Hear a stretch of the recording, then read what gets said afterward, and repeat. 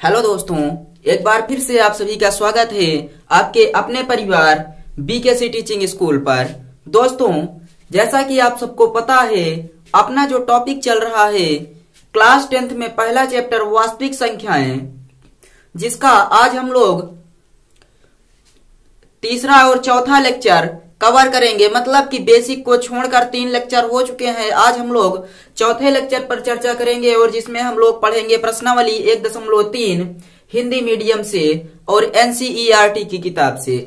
और आप सब लोगों के लिए एक जरूरी इंफॉर्मेशन है कि 10 तारीख को, आने वाली 10 तारीख को आप सबके लिए स्पेशल अंग्रेजी माध्यम के बच्चों के लिए क्लास 10th मैथमेटिक्स एनसीईआरटी की जो किताब है उसका पहला lesson real number complete lesson in 1 video, यानी कि पूरा चैप्टर एक ही वीडियो में कवर करके आप सबको दिया जाएगा। तो आप सब लोग इंतजार कीजिए और अधिक से अधिक लोगों को आने वाली 10 तारीख की कक्षा में जोड़ने का प्रयास कीजिए ताकि सभी लोगों तक यह वीडियो पहुंच जाए। और यदि यह हमारी क्लास सफल रहती है, मतलब अच्छे से क्लास चल जाती है, तो उसके बाद पुनः अगला वीडियो किसी डेट को जल्द ही लाएंगे। तो चलिए हम लोग आज अपने टॉपिक पर चर्चा कर लेते हैं। कुछ संख्याएं दी गई हैं, हमें यहाँ पर पढ़ना है कि जो संख्याएं दी गई हैं उसे सिद्ध करना है। कि सिद्ध कीजिए कि निम्नलिखित दी गई संख्याएं अपरिमेय संख्याएं हैं। आप लोगों को इसी प्रकार सिद्ध करना है कि निम्नलिखित दी हुई संख्याएं अपरिमेय संख्याएं हैं। आप लोगों ने पढ़ा था कि परिमेय और अपरिमेय संख्याएं, पिछली कक्षाओं में कुछ जानकारियां प्राप्त की थी, लेकिन आपने यह नहीं सिद्ध किया था कि ये जो संख्याएं होती है ये परिमेय संख्याएं कैसे सिद्ध किया जाता है या अपरिमेय संख्याएं कैसे सिद्ध किया जाता है।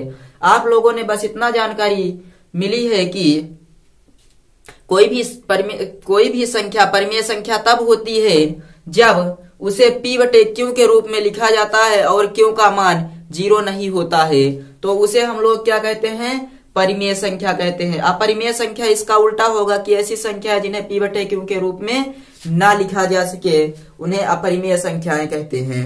चलिए हम लोग चर्चा करते हैं।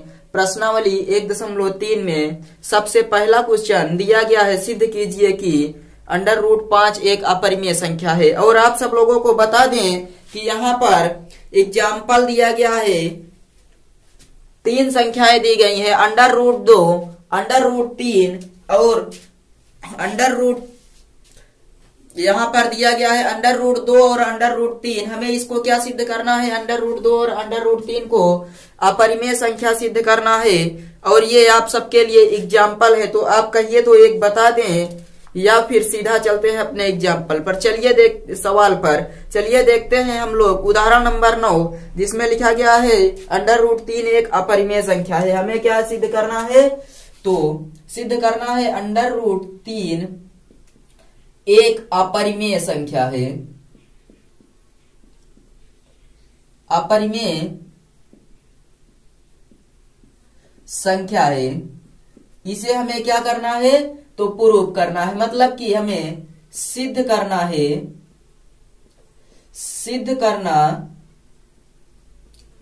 कि √3 एक अपरिमेय संख्या है। तो हम लोग इसे किस नियम से सॉल्व करेंगे? आप सबको इतना बता देना चाहते हैं कि हम लोग जब इस सवाल को सॉल्व करेंगे तो इसे हम कहते हैं, जिस नियम से सॉल्व करेंगे उसे कहते हैं विरोधोक्ति द्वारा उत्पत्ति के माध्यम से, यानी कि विरोधाभास के नियम से हम लोग इसे सॉल्व करेंगे। तो यदि हम विरोधाभास के नियम से सॉल्व करेंगे तो हमें यह देखना होगा कि यह एक अपरिमेय संख्या है। तो हम लोग चलिए यहां से सॉल्यूशन लिखते हैं, सॉल्व करना प्रारंभ करते हैं। लिखेंगे यहां पर सॉल्यूशन। जब सॉल्व करना प्रारंभ करेंगे तो सबसे पहले हम यह मान लेंगे कि जो दी गई संख्या √3 है यह कैसी संख्या है? परिमेय संख्या है। हम अपने आप से मान लेंगे कि जो दी गई संख्या यहाँ पर √3 है ये अपरिमेय संख्या। हमें सिद्ध करना है अपरिमेय संख्या है, तो हम मान लेंगे क्या? कि माना √3 एक परिमेय संख्या है। क्या मानेंगे? माना अंडर रूट 3 एक परिमेय संख्या है, परिमेय संख्या है।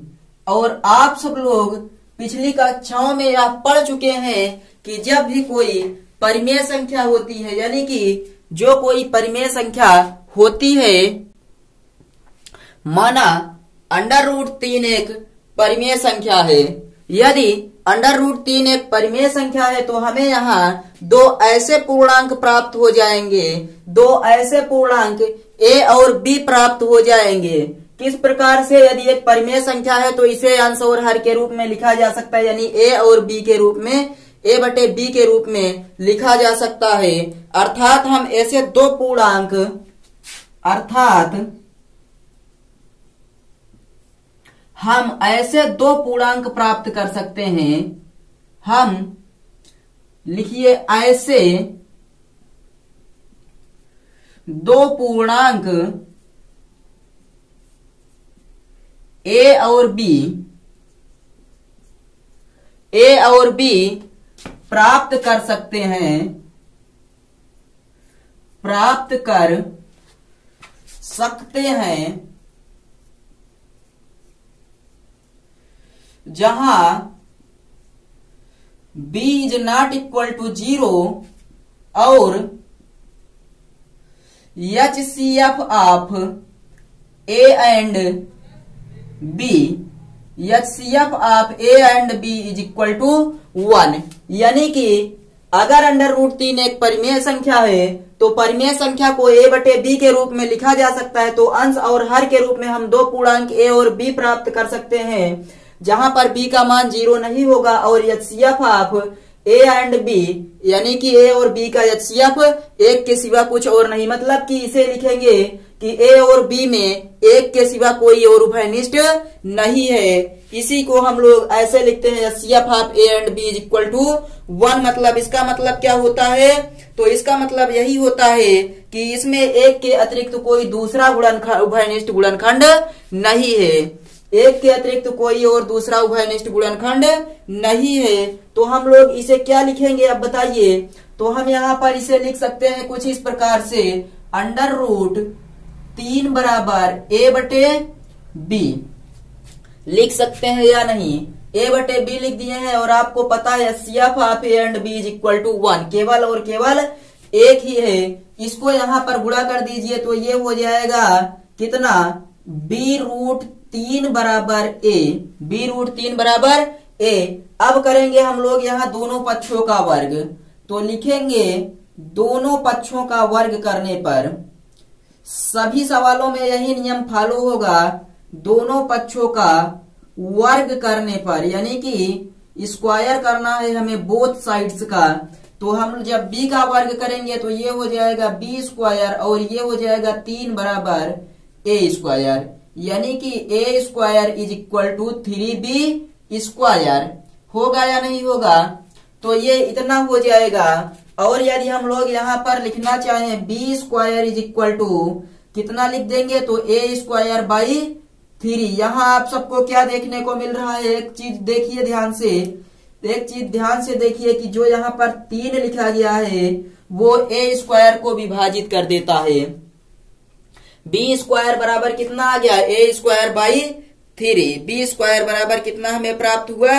a स्क्वायर बाई 3 प्राप्त हो गया। तो हम लोग यहाँ, आप लोगों को नीचे दिखाई दे रहा होगा, यहाँ पर हमें क्या देखने को मिल रहा है कि जो 3 है वो a स्क्वायर को विभाजित कर देता है। अतः 3 a स्क्वायर को विभाजित करता है, इसलिए a यानी कि 3 a को भी विभाजित करेगा, विभाजित करेगा। मतलब जब 3 a स्क्वायर को विभाजित करता है, मान लीजिए a की वैल्यू 3 है तो 3 त्रिक का 9 हो जाएगा। जब 3 9 को विभाजित करता है तो 3 3 को भी तो विभाजित करेगा। तो वही लिखा गया है कि अतः 3a² को विभाजित करता है, इसलिए 3a को भी विभाजित कर देगा, 3a को भी विभाजित करेगा। अतः हम यहां क्या मान सकते हैं, अतः हम लोग मान लेते हैं a बराबर 3c के, कोई दूसरी संख्या a बराबर 3c के मान लेते हैं। अतः हम a बराबर 3c लिख सकते हैं, 3c लिख सकते हैं। मतलब यहां से जब हमने देखा कि जो दिया गया a² है उसको 3 विभाजित कर देता है तो 3a को भी विभाजित करेगा, इसलिए हमने यहां पर क्या लिख दिया, a बराबर 3c, जहां c कोई पूर्णांक है, जहां c कोई पूर्णांक है, जहां c कोई पूर्णांक है। तो आप लोग बताइए, हम इसे a बराबर 3c माने हैं, जहां c कोई पूर्णांक है, इसे मानना है। a के इस मान को अब यहाँ पर जो a की वैल्यू प्राप्त हुई है उसे हम यहाँ प्रतिस्थापित करके उसके बाद वर्ग कर देंगे दोनों पक्षों का। क्या करेंगे, a के मान को यहाँ प्रतिस्थापित करके पुनः दोनों पक्षों का वर्ग कर देंगे। a के इस मान को क्या करेंगे, a के इस मान को यहां पर प्रतिस्थापित करेंगे। मतलब कि यहां जो a है इसको यहां हम क्या करेंगे, प्रतिस्थापित कर देंगे को 3b² बराबर a², 3b² बराबर a², यहां से 3b² बराबर a² में प्रतिस्थापित करने पर, में प्रतिस्थापित करने पर चलिए यहां पर a² दिया गया है, a² मतलब कि यहां क्या हो जाएगा, a², तो इसके वैल्यू कितनी हो जाएगी, स्क्वायर कर देंगे, a का स्क्वायर कर देंगे तो क्या हो जाएगा बताइए, आप यहाँ प्रतिस्थापित मान कर रहे हैं यहाँ पर, तो हो जाएगा 3b² बराबर a² मतलब 3c का होल स्क्वायर। होगा या नहीं होगा, 3b², a की वैल्यू है बराबर 3c का होल स्क्वायर, 3c का होल स्क्वायर मतलब कि 3b² बराबर 9c², 3 के नाम 3, 3 3 का 9, b² बराबर 3c² आ गया। अब बताइए यहाँ पर c² बराबर क्या हो जाएगा, तो b² बाई 3, पुनः यही लाइन लिखेंगे। अतः क्या होगा, यहाँ पर 3b² को विभाजित कर देता है, विभाजित कर देता है, इसलिए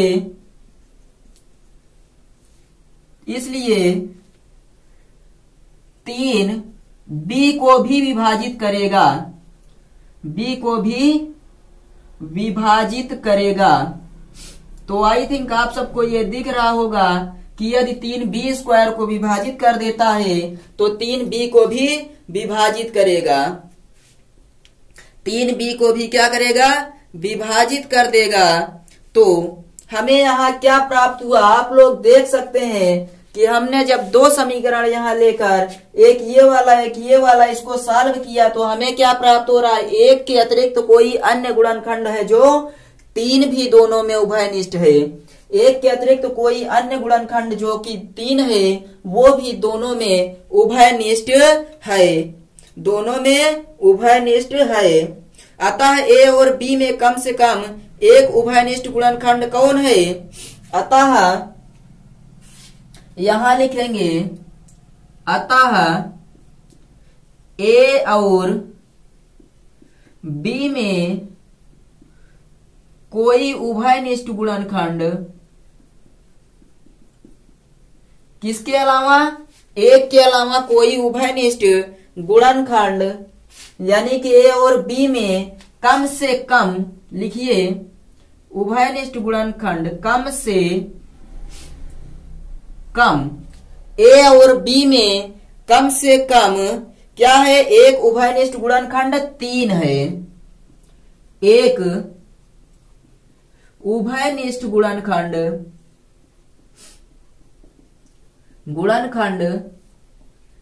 3 है।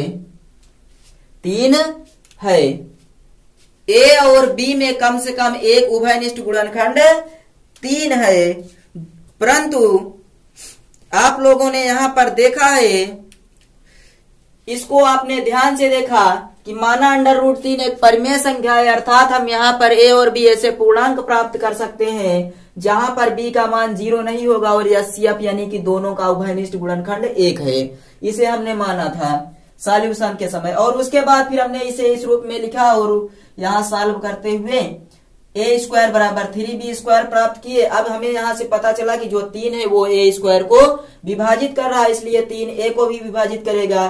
तब हम यहाँ पर कोई दूसरा पूर्णांक मान लेते हैं, a बराबर 3c लिख देते हैं, c कोई पूर्णांक है, और इसे फिर a के मान को, जो a का यहाँ पर मान है, उसको प्रतिस्थापित कर देंगे इस वाले समीकरण में। जब इस वाले समीकरण में मान प्रतिस्थापित कर दिए तो हमें c² बराबर b²/3 प्राप्त हो गया। अब यहाँ से हमने पुनः देखा कि 3 यदि b² को विभाजित करता है तो 3 b को भी विभाजित करेगा। अतः a और b में कम से कम एक उभयनिष्ठ गुणनखंड 3 है। कम से कम एक उभयनिष्ठ गुणनखंड 3 है, एक के अलावा। यहाँ हमने क्या माना था कि एक के अलावा कोई उभयनिष्ठ गुणनखंड नहीं है, लेकिन यहाँ हमें क्या प्राप्त हो रहा है कि एक के अलावा एक और ऐसा उभयनिष्ठ गुणनखंड है जो कि 3 है। तो हमें क्या प्राप्त हुआ, यहाँ जो हमने माना और यहाँ जो प्राप्त किया वो दोनों एक दूसरे में विरोधाभास कर रहे हैं। एक दूसरे में क्या कर रहे हैं, विरोधाभास। तो हम यही लिखेंगे, परंतु इससे इस तथ्य का विरोधाभास प्राप्त होता है। यहां लिखते हैं, परंतु इससे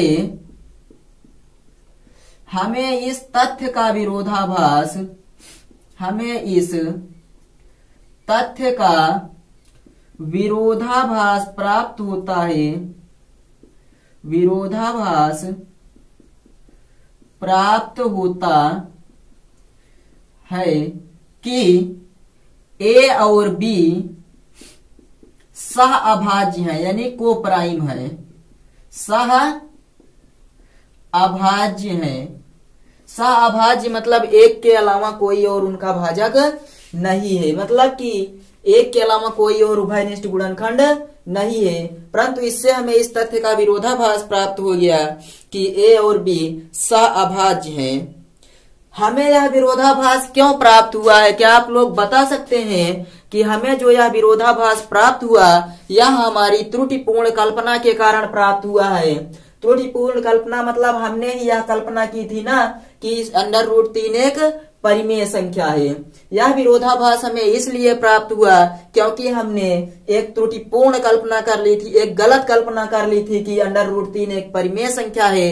अतः हम लोग इस निष्कर्ष पर निकलते हैं, पहुंचते हैं कि √3 एक अपरिमेय संख्या है। यही लिखना है लास्ट में आपको। बताइए क्या व्हाइट बोर्ड पर आपको जगह दिख रही है? चलिए हम लोग यहाँ नीचे लिख देते हैं, नीचे लिख देते हैं कि यह जो हमें विरोधाभास प्राप्त हुआ है, उपरोक्त प्राप्त विरोधाभास हमारी त्रुटिपूर्ण कल्पना के कारण प्राप्त हुआ है। यानी कि उपरोक्त विरोधाभास लिखेंगे यहां पर, उपरोक्त विरोधाभास,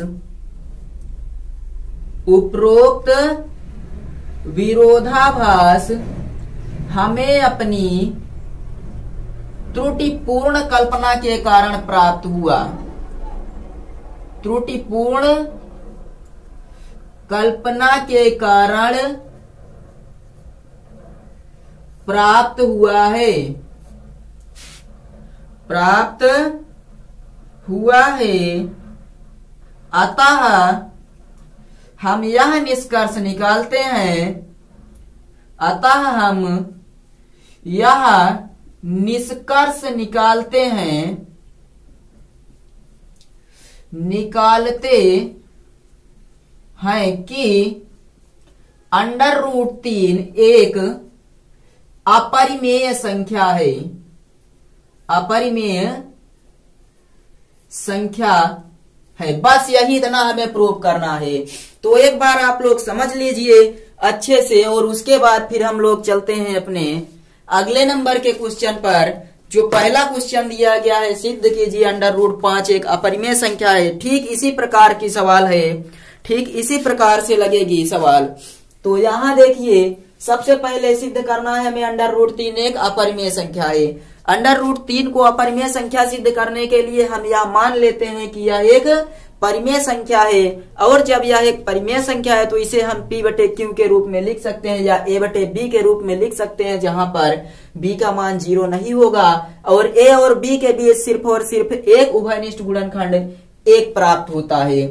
तो हमने यहाँ पर वही माना कि √3 बराबर A/B, तो B की वैल्यू आ गया A की वैल्यू, दोनों का वर्ग कर दिए, और वर्ग करने के बाद हमने यहाँ देखा कि जो 3 है वो A² को विभाजित कर रहा है, और यहाँ पर जो मैथ की दी गई है अंकगणित की आधारभूत प्रमेय, उसके अनुसार यदि 3 A² को विभाजित करता है तो 3 A को भी विभाजित करेगा। पुनः हम आते हैं, मानते हैं कि A बराबर 3C, इसको कोई पूर्णांक मान लेते हैं, C कोई पूर्णांक है। और इस बार हमने क्या किया, जो पहला समीकरण यहाँ प्राप्त किए थे उसी में A के मान को प्रतिस्थापित कर दिए। प्रतिस्थापित करके सॉल्व करने पर हमें पता चला कि C² बराबर B²/3। पुनः वही प्राप्त हो गया कि 3 B² को विभाजित करता है तो 3 B को भी विभाजित करेगा अंकगणित की आधारभूत प्रमेय के अकॉर्डिंग। उसके बाद हमने यहाँ देखा कि जो हमने माना था यहाँ पर कि A और B के बीच सिर्फ और सिर्फ एक उभयनिष्ठ गुणनखंड है, वो हमने गलत मान लिया था, क्योंकि हमें यह प्राप्त हुआ है कि यहाँ पर A और B के बीच जो कम से कम एक उभयनिष्ठ गुणनखंड 1 के अतिरिक्त 3 भी है। यह ऐसा क्यों प्राप्त हुआ, क्योंकि जब हमने सवाल को सॉल्व करना प्रारंभ किया तो एक गलत कल्पना कर ली थी, एक विरोधाभास की कल्पना कर ली थी, जो कि हमें सिद्ध करना था परिमेय संख्या, तो हमने मान लिया था परिमेय संख्या। तो यह हमारी विरोधाभास, जो हमें यह विरोधाभास प्राप्त हो रहा है, यह हमारी गलत कल्पना के कारण प्राप्त हो रहा है। अतः हम इस निष्कर्ष पर निकलते हैं, इस निष्कर्ष पर पहुंचते हैं कि जो दी गई संख्या √3 है वह एक अपरिमेय संख्या है। तो आई थिंक आप सबको ये समझ में आ गया होगा। आप लोग नोट कर लीजिए, जितनी भी सवालें हैं इसी पर लगेंगी। तो हम √5 को सिद्ध करेंगे इसी पर, कुछ लिखेंगे नहीं, मिटा मिटा कर आप लोग जल्दी से नोट कीजिए इस क्वेश्चन को। उसके बाद हम चलते हैं √5 को देखेंगे कि सिद्ध कीजिए √5 भी एक अपरिमेय संख्या है।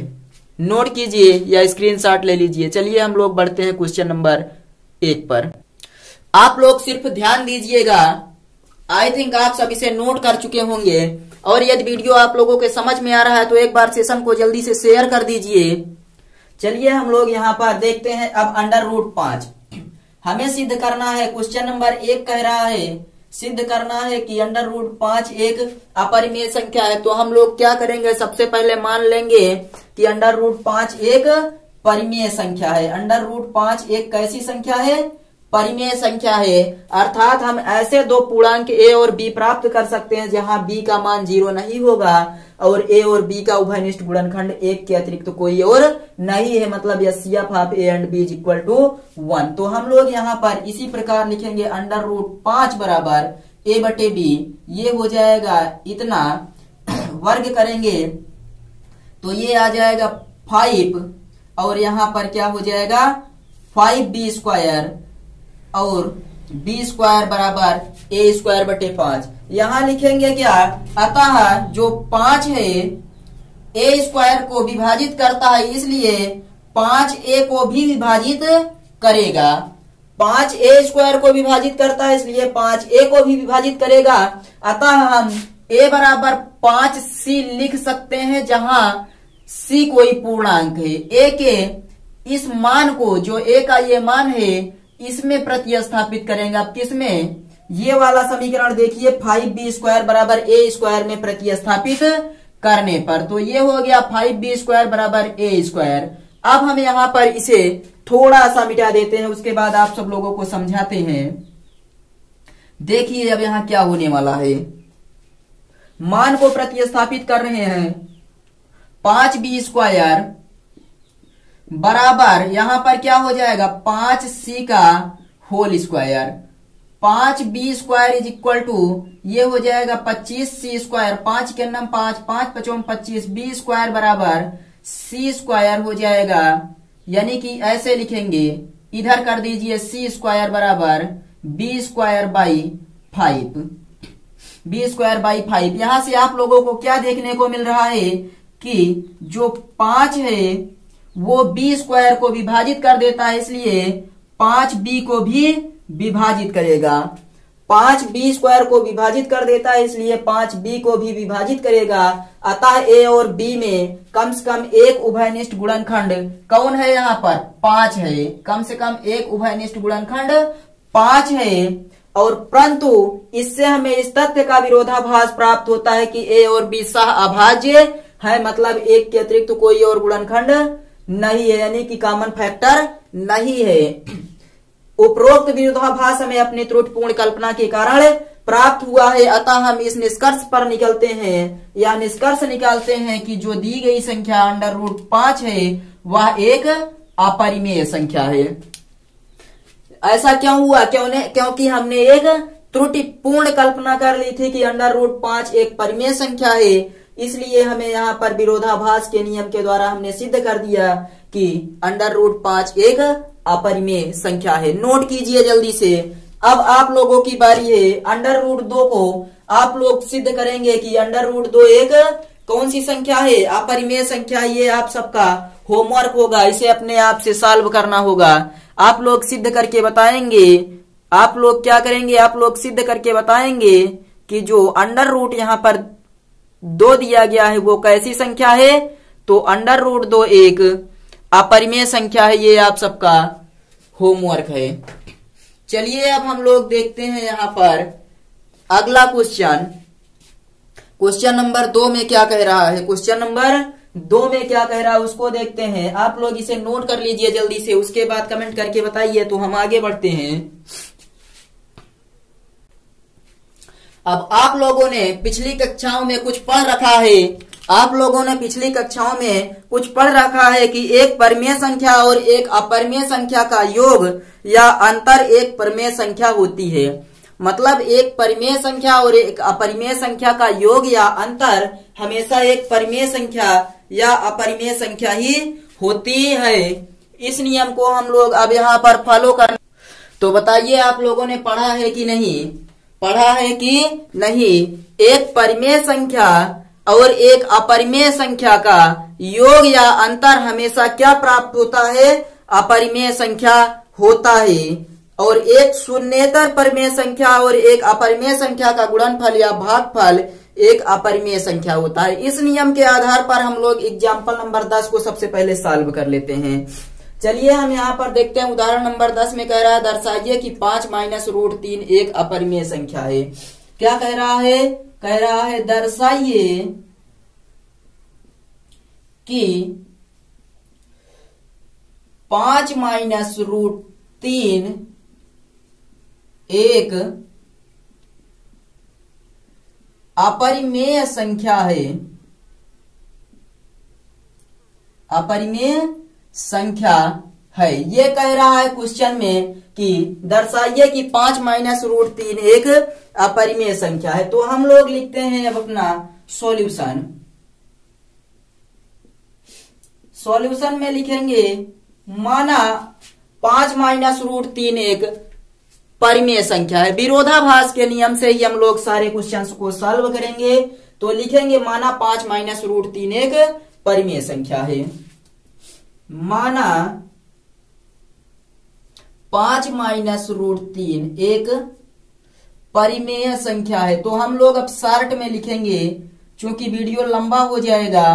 पहला चैप्टर है, कुछ इसी प्रकार लिखित सवालों के माध्यम से सॉल्व करना, इसलिए लंबा जा रहा है। तो माना 5 - √3 एक परिमेय संख्या। अगर यह एक परिमेय संख्या है तो इसे हम लोग क्या लिख सकते हैं? लिख सकते हैं 5 - √3 मतलब कि 5 - √3 बराबर a/b लिख सकते हैं या नहीं? मतलब यहां से हमें दो पूर्णांक कौन कौन प्राप्त हो जाएंगे? दो पूर्णांक प्राप्त हो जाएंगे। दो पूर्णांक a और b प्राप्त करेंगे, जहां पर HCF of a and b A and B, A और बी का एचसीएफ एक के अलावा कुछ और नहीं है। तो हम लोग यहाँ से मान लीजिए इतना लिख दिए हैं, माना 5 माइनस रूट 3 एक परिमेय संख्या है, जहां तब हम दो पूर्णांक ऐसे ए और बी प्राप्त कर सकते हैं जहां पर एचसीएफ ऑफ ए बी एक and B is not equal to 0। तो इसे हम लोग क्या करेंगे, अब मान लीजिए इसको इधर भेज दीजिए और इसे इधर भेजिए, तो ये हो जाएगा 5 माइनस ए बटे बी बराबर अंडर रूट 3। पुनः व्यवस्थित कीजिए, अंडर रूट 3 बराबर 5 माइनस ए बटे बी। आप लोगों को यहाँ पर क्या देखने को मिल रहा है कि ए और बी क्या है, दो पूर्णांक है, ए और बी पूर्णांक है और 5 भी क्या है, पूर्णांक है। यहाँ ए और बी पूर्णांक है, क्या लिखेंगे हम, यहाँ हम लोग लिखेंगे चूंकि ए और बी पूर्णांक है, चूंकि ए और बी पूर्णांक है और 5 भी क्या है, पूर्णांक है। 5 भी क्या है, ए और बी पूर्णांक है, इसलिए 5 माइनस, इसलिए 5 माइनस ए बटे बी एक परिमेय संख्या है, परिमेय संख्या है। जब ये परिमेय संख्या है तो इसे भी परिमेय संख्या होना चाहिए, होना चाहिए कि नहीं, तो हम लोग वही लिखेंगे यहां पर, अर्थात अंडर रूट 3 भी एक परिमेय संख्या है, अंडर रूट 3 भी एक परिमेय संख्या है। परंतु आप सबको पता है, परंतु आप सबको क्या पता है कि अंडर रूट 3 एक अपरिमेय संख्या है, लेकिन इस तथ्य से इस बात का विरोधाभास उत्पन्न होता है कि अंडर रूट 3 एक अपरिमेय संख्या है। परंतु इस तथ्य से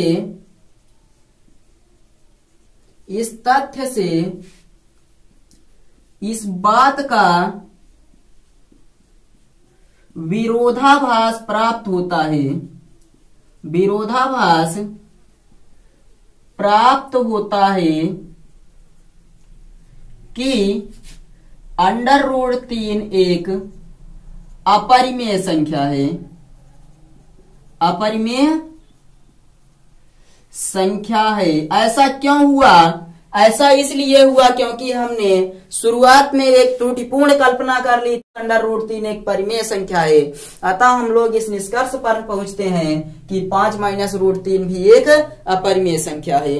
तो यहां लिखेंगे, यह विरोधाभास हमें अपनी त्रुटिपूर्ण कल्पना के कारण प्राप्त हुआ है। यह विरोधाभास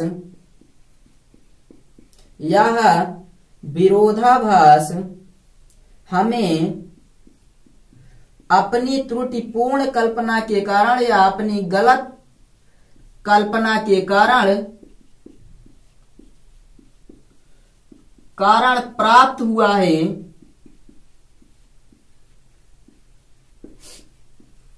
अतः हम इस निष्कर्ष पर पहुंचते हैं, हम इस निष्कर्ष पर पहुंचते हैं